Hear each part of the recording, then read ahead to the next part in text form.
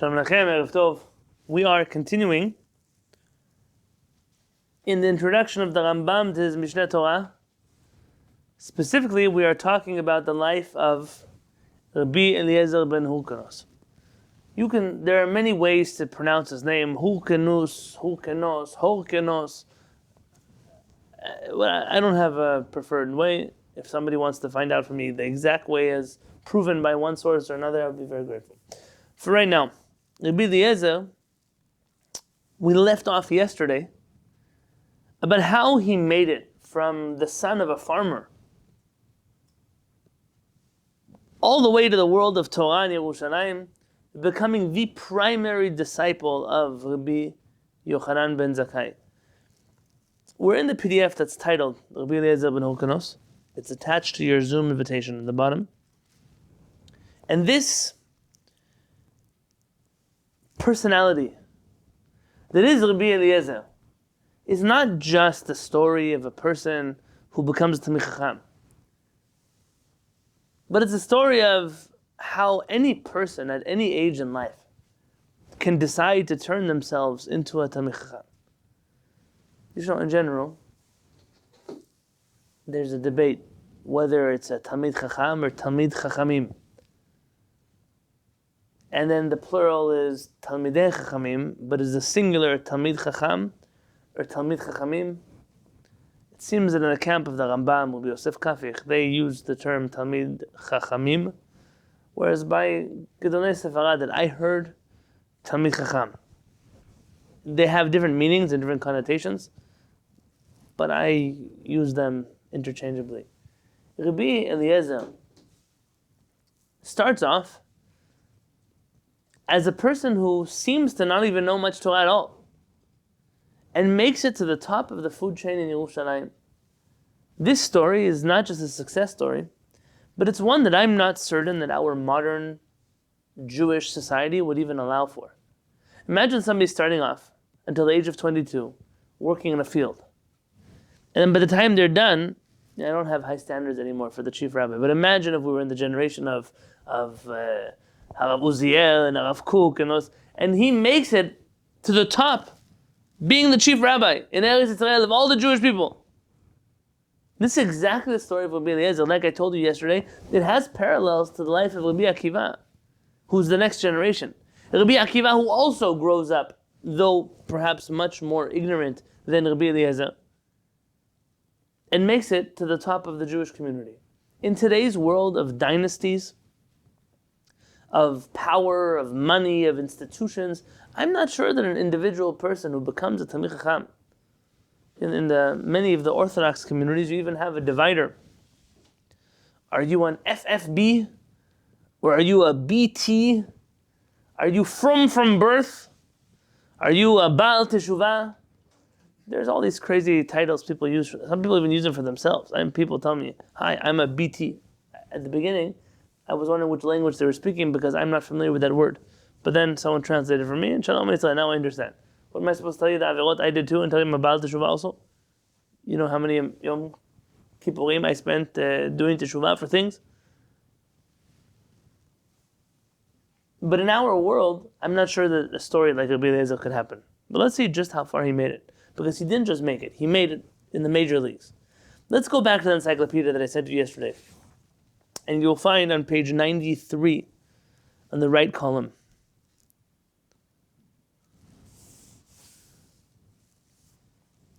Od biyamim shlifnei churban habayit. In the days before the destruction of the Beit HaMikdash, B'chayei Rabban Yochanan Ben Zakkai Rambam, while Rabban Yochanan Ben Zakkai was still alive, nechshavu k'var Rabbi Eliezer v'chavro Rabbi Yoshua legedolei ador. Both Rabbi Eliezer and his colleague Rabbi Yoshua were considered the giants of Jewish society at the time. Remember Rabbi Yoshua, because as much as he is a friend of Rabbi Eliezer, ultimately they will become not rivals in the sense of competition, but opponents in the sense of how Jewish history plays itself out. Shnehem hayu muzmanim bevet Avuya, aviv shel Elisha ben Avuya. Both of them were invited to the house of Avuya. Who's Avuya? Who's Rabbi Elisha ben Avuya? Who is he? Student of Rabbi Meir Balanes. Tell me about him. You want to become acher? He became acher. What does it mean acher? Change his ways. Someone tell me the story. Abba, go. That you know more than me.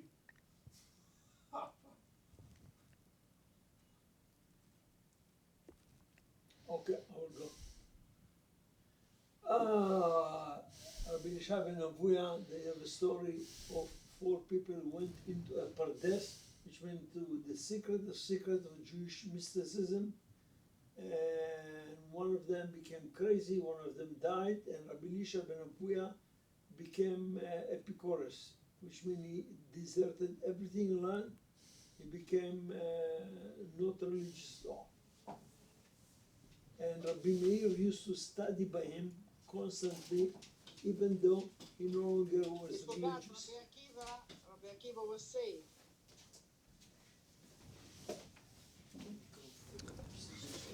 I'll read you a story. I want to thank Uziah Ovadia for sending me this source in English. Elisha ben Avuya once told that on the day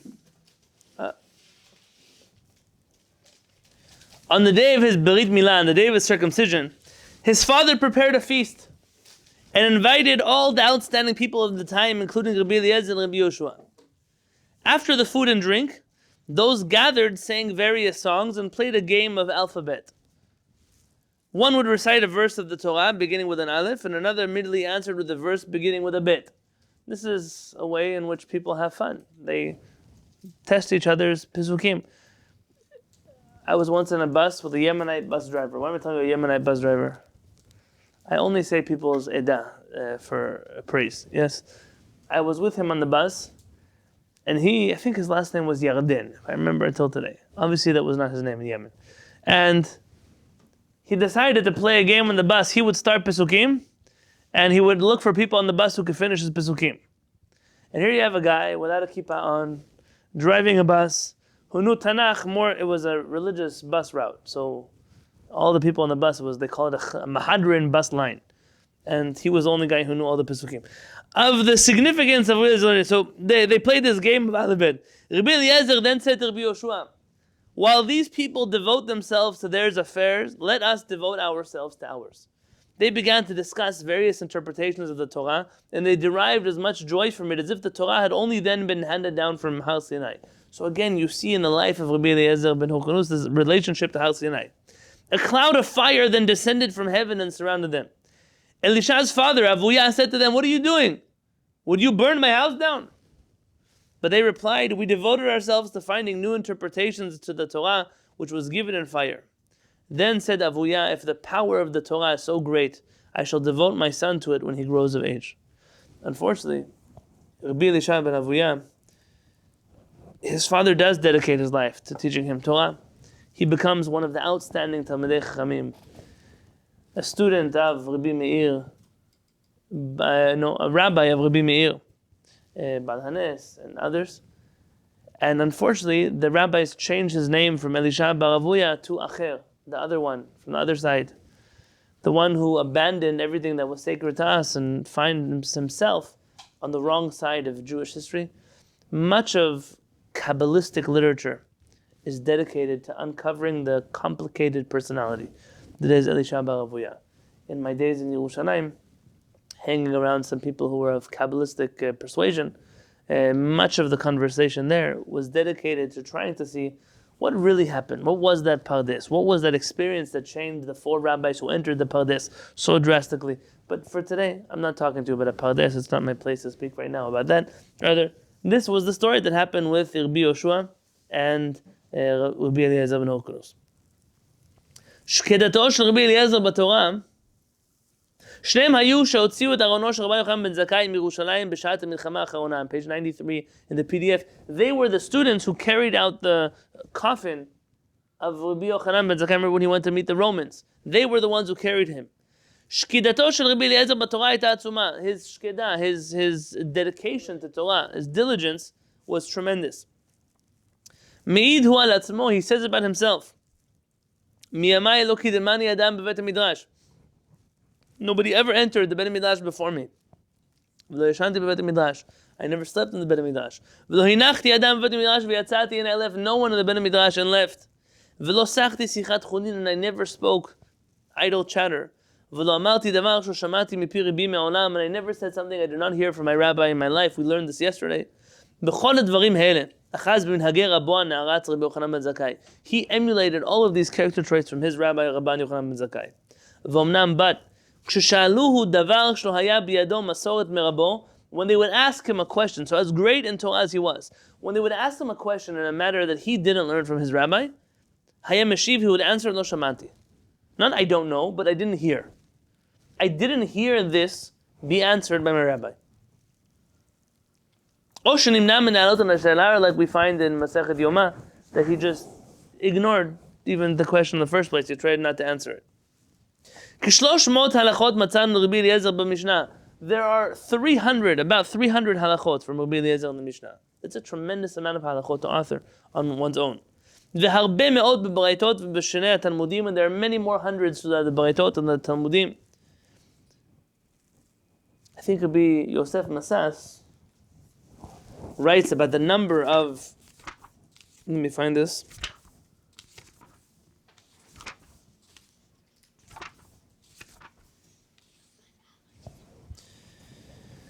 Rabbi Yosef Masas quotes from the Otzar Yisrael. Have you heard of Otzar Yisrael before? I just recently got my hands on a set from the 1950s.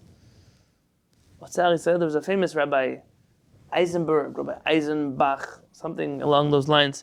They called him the Baal HaOitzres. He wrote many Otzarot, Otzar HaVikuchim, Otzar HaMidrashim, Otzar Yisrael. He was the rabbi who was publishing encyclopedias right and left.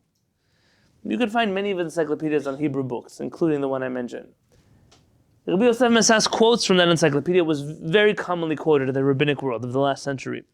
And in fact, the reason I own it is to look up things that other rabbis, like Uziel, keep sending me down the rabbit hole to go find things in the encyclopedia. I bought a 10-volume edition. I found one that was printed just a few years later that was a 5-volume edition, but it's okay, they're all the same thing. It is what it is, it takes up more bookshelf space. He said, Mishnayot niskar shemo shin yud tet pe'amim. His name is mentioned, shin yud tet. What's the gematria of shin? 300, Yud, 10, Tet, 319 places. Kimispar Shemo Eliezer ve'echad. Like the name Eliezer plus 1. Now, what do the people who do Gematria do when you have a plus 1? Yeah, you're allowed to have a plus 1, a minus 1.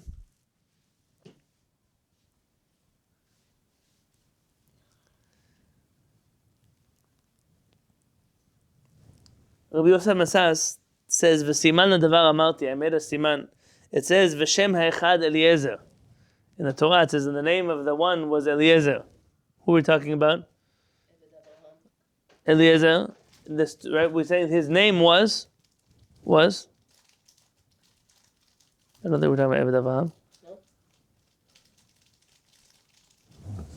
Son of Moshe. So. One second.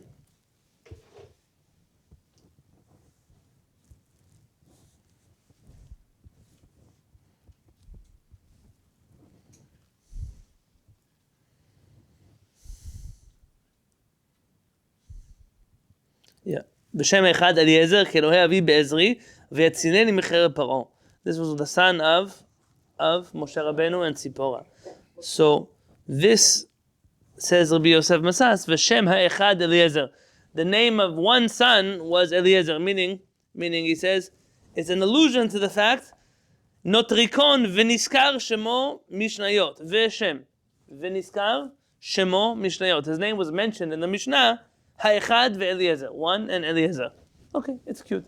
You want to remember that Eliezer's name was mentioned in the Mishnah 319 times, which is Eliezer plus 1. Great? So now, that's a tremendous amount of halachot for any person to author, but Rabbi Eliezer, you're going to see later, is especially unique that he authors that many Mishnayot. ואף על פי כן, nonetheless, התאונן בשעת פטירתו. He complains in the day of his death. הרבה תורה למדתי. I have studied much Torah. והרבה תורה לימדתי. And I have taught much Torah. הרבה תורה למדתי. As much as the Torah is that I have studied. ולא חיסרתי מרבותיי אפילו ככלב המלקק מן הים. I have not taken from my rabbis even as much as a dog takes away from the ocean when he licks at the ocean. How much water does a dog lick from the ocean? Imagine he's not talking about an ocean. Let's say he's talking about sweet water, Kehillat, the sweet water. Yeah, he's licking from the Kehillat. How much water does a dog lick out of the Kehillat? 5 cups. Let's say he spends his whole life by the Kehillat. How much does he take away? It's insignificant compared to how much water is there. ולא חיסרוני תלמידיי אלא כמכחול בשופרת. And my students only took away from me. This phrase is used in many places. Some are more comfortable than others. There's a Rashi that I'm thinking of, if you recall, in Vaikra. Here, he's saying, when you take, ladies have these tubes of lipstick. The tube of lipstick, when you take out the lipstick, there is residual lipstick that's left in the tube, correct? He says, my students have taken from me as much as the residual lipstick that is inside of the lipstick, I don't know what it's called, lipstick dispenser, the tube of lipstick, that's how much they have taken from me. By the way, Rabbi Yosef Masas, when he records this midrash here, he says,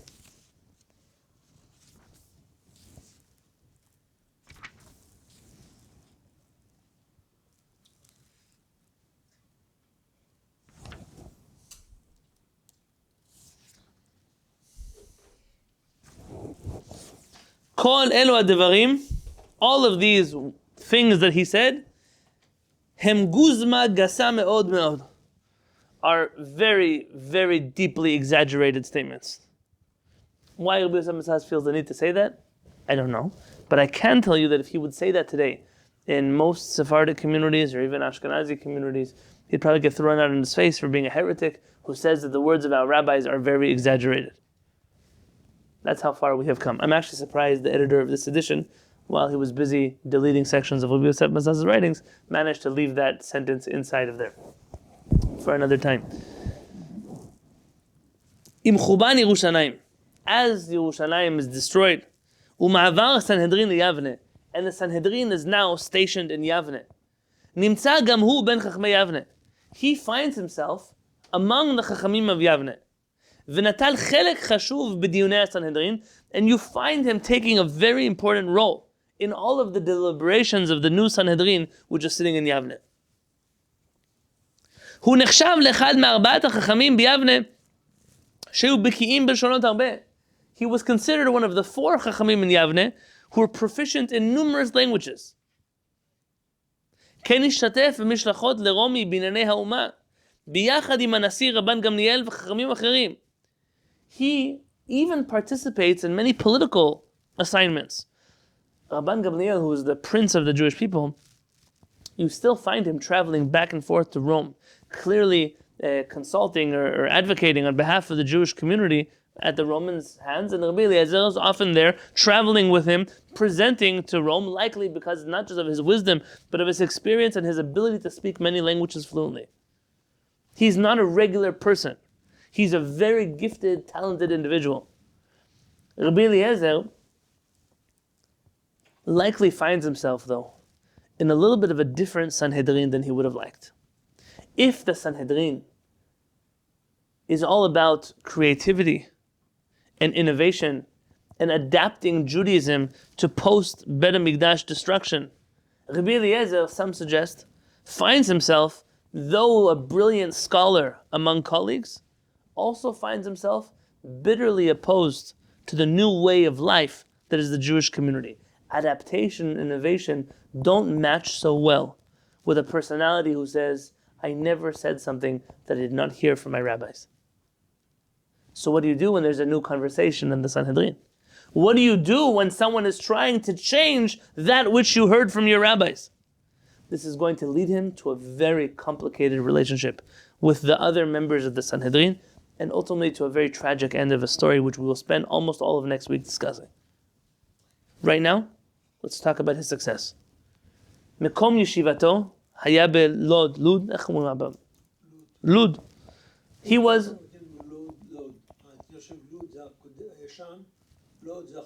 Right, Lud, we'll say Lud. He settled down in Lud. ובדינו בלוד נחשב לאחד מבתי הדין המשובחים ביותר. If you look in Masechet Sanhedrin, page 32b, our rabbis discussed that his Bet Hadin, which was in Lud, was one of the most impressive Betei Din of the time. Beoto Gedol HaChachamim, because he was such a great Chacham.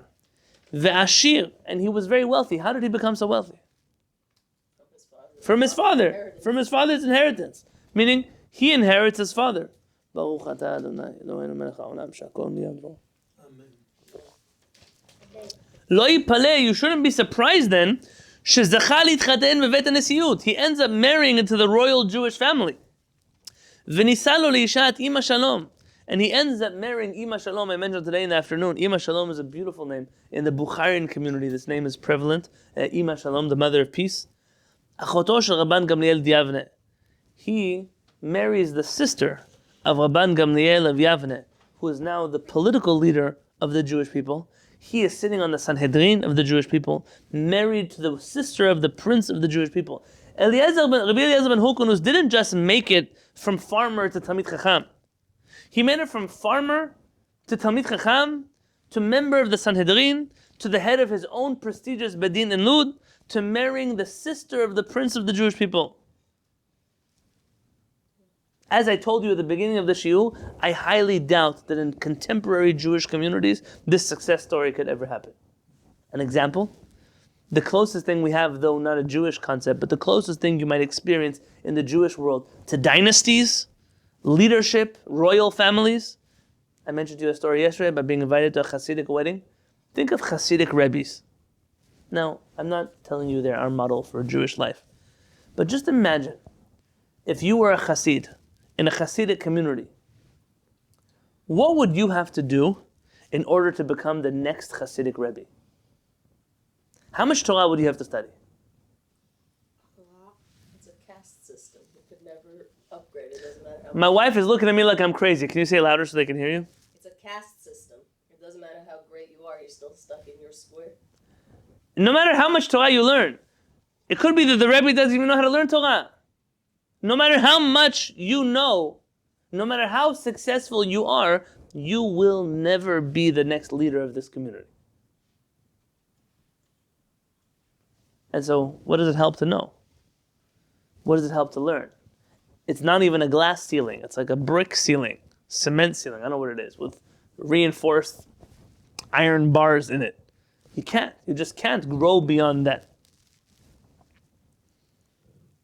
Rabbi Eliezer היה אדם תקיף מאוד באופיו. Rabbi Eliezer was a very, very very takif, powerful, strong, sharp individual. והיה מעמיד על דעתו ולא היה מעביר על מידותיו. A rabbi saying Tanit that he was not one who liked compromise so much. Rabbi Eliezer always stood up for what he believed was correct, and that was to his detriment. תכונה זו הביאה עליו רעות רבות. This character trait of his, to always stand up for what he believed was true, ultimately brought upon him much disaster and ill. I can't tell you more today, because then we'll never end. But I want to read to you one midrash to talk to you about his success. Next week, we're going to talk about the failure. The painful failure of Rabbi Eliezer Ben Hyrcanus to retain his seat at the table as a member of the Sanhedrin, and what price we pay for that story.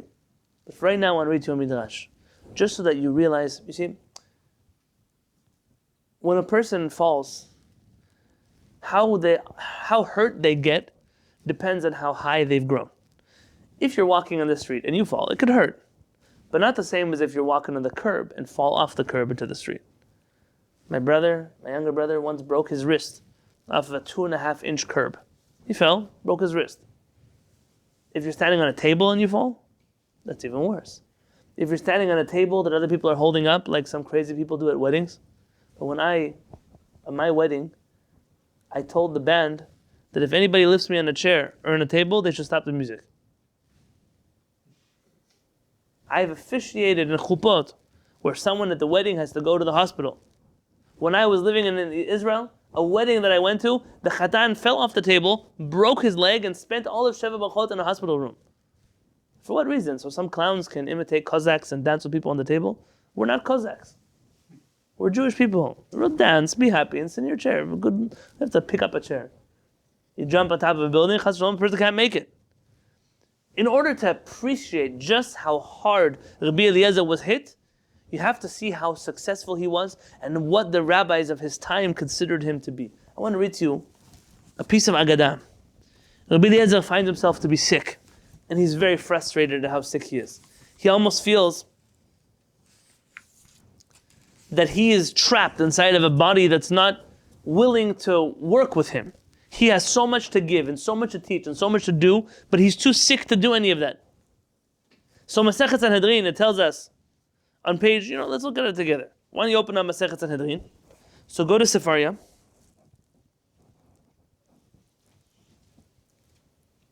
You want to click on Talmud. You then want to look for Sanhedrin. So Sanhedrin will be in Seder Nezikin. Scroll down a little bit, you'll see Sanhedrin. And you want to find yourself on page 101a.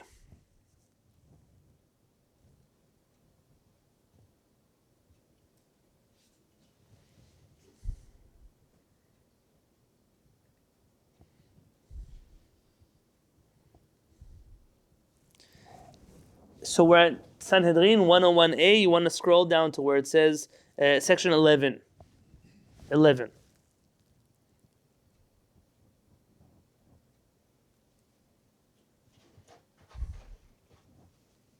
Let's go to 13 actually, why not? I want to learn the whole Gemara with you. We would sit here and do Masechet Sanhedrin, we could be here for the rest of our life. We're still in class like 50 something of the introduction to the Rambam's Mishneh Torah. That's how it works around here. Okay, It says here, Tanu Rabbanan, our rabbis taught us, Kshechala Rabbi Eliezer, when Rabbi Eliezer Ben Hyrcanus was sick, Nichnesu arba'a zekenim levako. 4 of the elder sages entered to visit him. Rabbi Tarfon, but they're not necessarily elders. These are actually younger sages. But zekenim, as the rabbis Sanhedrin says, zekenim zekana chokhmah, wise men. Levako, they entered to visit him. Rabbi Tarfon, Rabbi Yoshua, Rabbi Eliezer Ben Azariah, Rabbi Akiva. Na'ana Rabbi Tarfon ve'amar, you see a man, he's sick. What do? You try to encourage him. Rabbi Tarfon says, Tov atah Yisrael, you are good for the Jewish people, mitipa shel geshamim, greater than a raindrop. Shetipa shel geshamim, because a drop of rain, ba'olam hazeh, only sustains and nourishes this world. V'ribi, ba'olam hazeh u'ba'olam haba. And you are Rabbi, your Torah, your personality nurture us in this world and in the next world. Now it's Rabbi Yoshua's turn. Na'ana Rabbi Yoshua ve'amar, Tov atah Yisrael yoter migalgal chama. You are greater for us than the sphere of the sun. Shegalgal chama ba'olam hazeh, because the sun's rays shine us in this world. V'obi ba'olam hazeh u'olam haba. And you are in this world and the next world. Na'ana Rabbi Eliezer Ben Azariah ve'amar. Rabbi Eliezer Ben Azariah says, Tovata l'Yisrael yoter mi'av ve'em. You are better for the Jewish people than a father and a mother. Sha'av ve'em ba'olam hazeh, because parents are in this world. And you provide us benefit in this world and the next. Now, all of you who are familiar with the personality of Rabbi Akiva are probably aware that he's always having the opposite emotions than everybody else in every given situation. Which Gemara am I thinking of, guys? That's right. He always sees he's on the Beit HaMikdash, Har HaBayit, destroyed Beit HaMikdash. All the rabbis are crying and he's laughing. And they say, Rabbi Akiva, why are you laughing? And what does he say? The first part of the Torah came true. If the first part of the prophecy came true, that the foxes are in the Holy of Holies, the second part of the prophecy that the Beit HaMikdash will be rebuilt and the Jews will return to Yerushalayim, the prophecy of Zechariah will come true, now I can finally believe that because the first part took place, the second part took place. Actually, why not? If you go look up for a moment. Go up to section 11. I'll read it to you. Amar Rabba Bar Chana. Rabba Bar Chana says, כשחלה Rabbi Eliezer, when Rabbi Eliezer became sick, נכנסו תלמידיו לבקרו. His students came to visit him. אמר להן, he said to them, חמה עזה יש בעולם. There's an intense wrath in the world. התחילו הן בוכין, they began to cry, ורבי עקיבא משחק, and Rabbi Akiva was laughing. It's reminiscent of another story. אמרו לו, למה אתה משחק? Why are you laughing? אמר להן, he says, וכי מפני מה אתם בוכים? You tell me why you're crying, I'll tell you why I'm laughing. אמרו לו, אפשר ספר תורה שרוי בצער ולא נבכה? Could it be that a Torah scroll, like Rabbi Eliezer was compared to a Torah scroll, could it be that he is suffering and we will not cry? אמר להן, לכך אני משחק. That's exactly why I'm laughing. כל זמן שאני רואה רבי שאין ינו מחמיץ, ואין פשטנו לוקה, ואין שמנו מביש, ואין דובשנו מדביש. It says, so long as I see from that my teacher's wine does not spoil, his flax is not suffering, his oil doesn't turn rancid, his honey doesn't spoil, I would say to myself, what would he say? אמרתי שמחס ושלום קיבל רבי בעולמו. That maybe my rabbi is receiving his portion in this world. He has so many good things that he's receiving his reward in this world. ועכשיו שאני רואה רבי בצער, and now that I see my rabbi suffering, אני שמח, I'm happy. Because I know that his reward has not been given to him yet. אמר לו עקיבא, כלום חיסרתי מן התורה כולה. אמר לו, לימדנו רבנו כי אדם אין צדיק בארץ ולא יעשה טוב ולא יחדע. This is already a conversation that's not for us. Let's scroll back down. So here in 17, Rabbi Akiva hears all these people saying, Rabbi Eliezer, you're greater than the rain. Rabbi Eliezer, you're greater than the sun. Rabbi Eliezer, you're greater than parents. Now what is he going to say? Something good? Na'ana Rabbi Akiva v'amar. Rabbi Akiva responds and he says, Chavivin Yisurin. How lucky are you that you get to suffer? It's such a good thing to suffer. Amar lahem. Rabbi Eliezer hears this. And he tells his students, Samechuni, lift me up, sit me up. Ve'shma divrei Akiva talmidi, and I'll hear the teachings of Akiva, my student. Shamar chavin yisurin, and he's trying to tell me that what I'm suffering through is good. Amar lo Akiva, minayin lecha. He says, how do you know that this is good? This is already an interesting pasuk. He shows you that Menashe, the king of Israel, who is Menashe?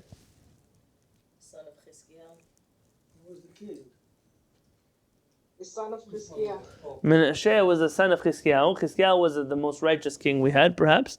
And Menashe was Rasha. the exact opposite. You find, and you skip already to page 101b in section 2, that even though Menashe was the son of Chizkiah HaMelech, he didn't do good in his life, though he was his son. There are many people whose sons and daughters don't follow in their path. What made him do teshuvah? What made Menashe do teshuvah? Suffering. Lamadata shechavivin yisurin. Says Rabbi Akiva, suffering causes people to shape up and do better with their life. Rabbi Yosef Masas spends much time here, maybe 3 or 4 pages, interpreting what's so special about, what's the argument here? Why is one saying he's like rain, one saying he's like sun, one saying he's like parents? Really, today is not a class in Agadata, but when we get a chance to get through Sanhedrin and Agadata, we will do that together. But what's Rabbi Akiva? Pshat, what is he doing here? Everyone is saying to him how good he is, how great he is, how amazing he is. What's Rabbi Akiva trying to do? He's giving meaning to his suffering, which is actually the biggest consolation. That's exactly what Rabbi Yosef Masas says. Rabbi Yosef Masas says everybody is praising him, and they're only making him feel more miserable. I'm so great, I'm so important, that's exactly why I'm suffering, because I can't do what it is I need to be doing in the world. Comes along Rabbi Akiva and he says, no, Rabbi, don't get confused. The suffering that you're going through is good. It's a good thing. I'm giving reason for your suffering. Now, there are people who don't get comforted from people telling them that they suffer for a reason, correct? I'm not telling you that you should go around telling people, this happened to you, it's good for you, it happened to you. My grandmother, Aleh Shalom, my mother's mother, whenever something would break in the house, kaparat avonot, or you'd get, kaparat, everything was kaparat avonot. Okay, but some people who are really suffering, it's not just a broken glass, they don't feel good. You start telling them, in a previous reincarnation, you were this, and you're suffering in this world. Nobody appreciates that. It's not, don't tell me that. This is not the right way. But this discussion between Rabbi Akiva and Rabbi Eliezer Ben Hyrcanus obviously was on a completely different caliber, and just on a pshat level. Clearly You he see, has to be sat up and he actually wants to. he wants to hear. He's interested in hearing this. And this is something that you see two things here. One, Rabbi Akiva, being a contrarian, is what makes him the Chacham that he is. He's always able to see things differently than other people see them. Perhaps what Rabbi Eliezer Ben Hyrcanus likes so much about him. The ability to see perspective differently. But the second thing that you see here, the second thing you see is just how precious he was to Chachamim Israel. Rabbi Eliezer, we're going to learn about next week, gets thrown out of the Sanhedrin. Rabbi Eliezer Ben Hyrcanus is not thrown out of the Sanhedrin because he's not good enough. We're going to understand one of the most difficult sugyot, in my opinion, in rabbinic history next week. And what a person needs to remember is that to the Chachamim, this man was one of the greatest sages who ever lived. This man was like the sun. This man was essential to the world like rain. This man was as dear to them as a father and a mother, even more dear. But his history, his story, it ends on a very different level, on a much more bitter level. B'ezrat Hashem, next Monday and Tuesday, I plan to dedicate ourselves to the story of Tanuro Shel Achnai, the famous oven of the Achnai. I want to ask you, I rarely do this in the shiur, to do a little bit of homework and to prepare yourself for exactly what is going to happen. And if you look in Masechet Bava Metzia, page 59a, there's a story there about an oven, the purity and impurity of an oven. I'm asking you to take this next few days and read this story. But don't read it like a regular person reads it, please. Sit down, learn it well. Click on whatever commentaries you're feeling comfortable to go through. Think about it in your own mind. The story hurts. It's only the tip of the iceberg. But B'ezrat Hashem, it'll help you that much more when we understand the shiur next week, Monday and Tuesday, because we're going to be jumping neck deep into the story of Rabbi Eliezer's ultimate excommunication from the Sanhedrin, his abandonment, sent back to where he comes from, the burning of all of the things that he considers to be good and pure, and the war, essentially, that Chachamim must wage against him to keep Judaism the way they needed Judaism to remain. But that is all a topic for next week. For right now, if anybody has any questions or comments, anybody needs to go after the first.